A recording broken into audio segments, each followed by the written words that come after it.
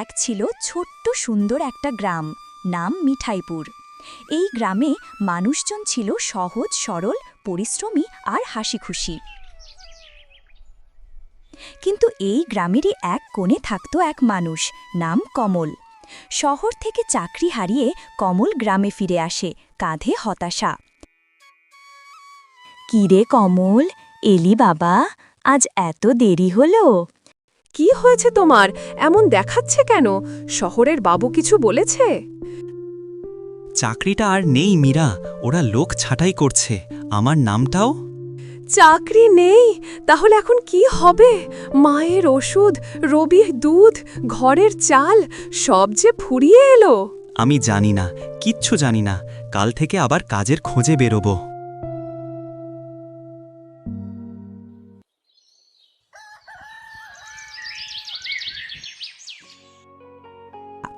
পরদিন কাজের খোঁজে কমল বেরোয়। ছোট গ্রামে কাজ পাওয়া সহজ নয়।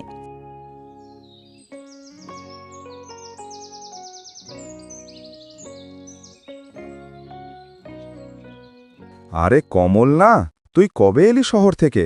আর তোকে এমন শুকনো দেখাচ্ছে কেন? সব ঠিক আছে?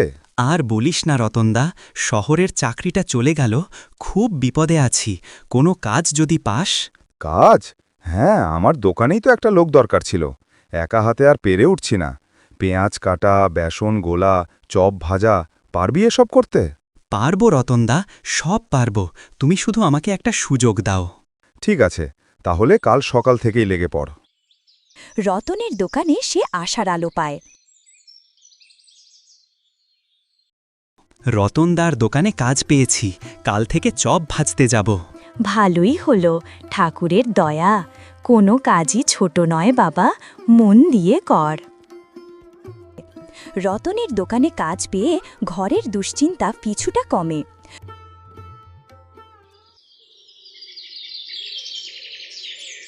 বাহ কমল, তোর হাতে তো জাদু আছে। তুই আসার পর থেকে দোকানে খদ্দের বেড়ে গেছে। সব আপনার আশীর্বাদ রতনদা।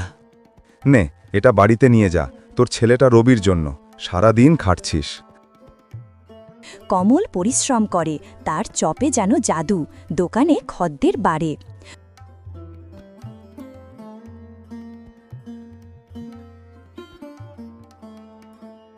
বাবা, তুমি এসেছো? দেখলি তোর বাবা তোর জন্য কি এনেছে? গরম গরম চপ।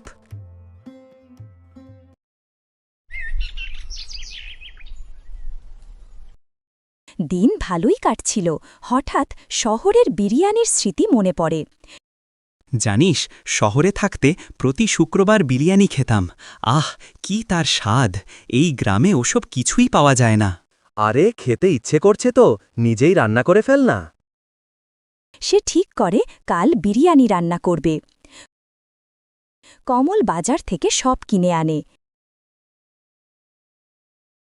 মীরা, দেখেছ কি এনেছি? আজ রাতে আমরা বিরিয়ানি খাবো। বিরিয়ানি? তোমার কি মাথা খারাপ হয়েছে? আমি সারা দিন খেটে মরেছি, এখন আবার এত রাজকীয় রান্না বাড়াবো? আমার দ্বারা ওসব হবে না। আমি কত শখ করে আনলাম, তুমি রান্না করবে না? না, করব না, আমার শরীর দিচ্ছে না। ঠিক আছে, তোমাকেও করতে হবে না, আমি নিজেই পারবো। শহরে কত দেখেছি।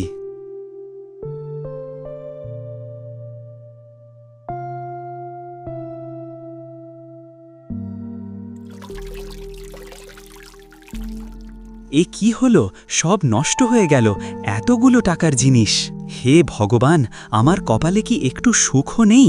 একটু ভালো খেতে চেয়েছিলাম, সেটাও কপালে সইল না। আমার এই কষ্ট কি তুমি দেখতে পাও না? কেঁদো না কমল, তোমার প্রার্থনা ওপরওয়ালার কানে পৌঁছেছে। আমি এসেছি তোমাকে সাহায্য করতে। তোমার এই নষ্ট হয়ে যাওয়া খাবারই তোমার ভাগ্য বদলে দেবে। এটাকে নতুন রূপ দাও। তোমার কাছে বেসন আছে, মশলা আছে, এই বিরিয়ানিকে চপের আকার দাও। দেখবে এই স্বাদেই তুমি দুনিয়া জয় করবে। তুমি কে? এই নষ্ট বিরিয়ানি, এটা দিয়ে কি হবে? এ কি? এ তো সুস্বাদু। কিসের এত সুন্দর গন্ধ বেরোচ্ছে? কি রান্না করলে তুমি? এর নাম বিরিয়ানি চপ। বিরিয়ানি চপ? সে আবার কি? খেয়েই দেখো না। ওগো, এ তো অমৃত! এমন স্বাদ তো আমি জীবনেও খাইনি। শোনো, তুমি এটা দিয়ে নতুন ব্যবসা শুরু করো। রতনদার দোকানে শুধু কাজ না করে তুমি নিজেই এই চপ বিক্রি করো। কমলের মনে নতুন সাহস জাগে।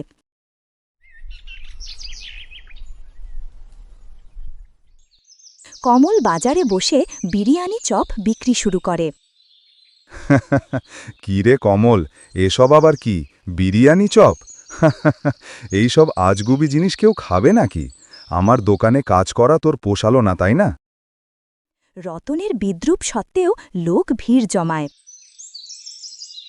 কি ভাই, এটা নতুন ধরনের চপ নাকি? গন্ধটা তো দারুণ। আজ্ঞে, এটার নাম বিরিয়ানি চপ, খেয়ে দেখবেন নাকি? আরে, এ তো দারুণ জিনিস, স্বাদে একদম বিরিয়ানি। ভাই, আমাকে 10টা দাও তো। আমাকেও 5টা দাও। আর শোনো, কালকেও বসবে তো? চপ বিক্রি হয়ে যায়। রতন অবাক হয়। নষ্ট রাতটাই তার জীবনে নিয়ে আসে সাফল্যে। শিক্ষা: জীবনের প্রতিটি বিপর্যয়ই আসলে নতুন সুযোগের দরজা খুলে দেয়। ব্যর্থতা বা কষ্ট কখনোই শেষ নয়। যদি মন থেকে চেষ্টা চালিয়ে যাও, তাহলে ভাগ্যও একদিন তোমার পক্ষে কাজ করবে।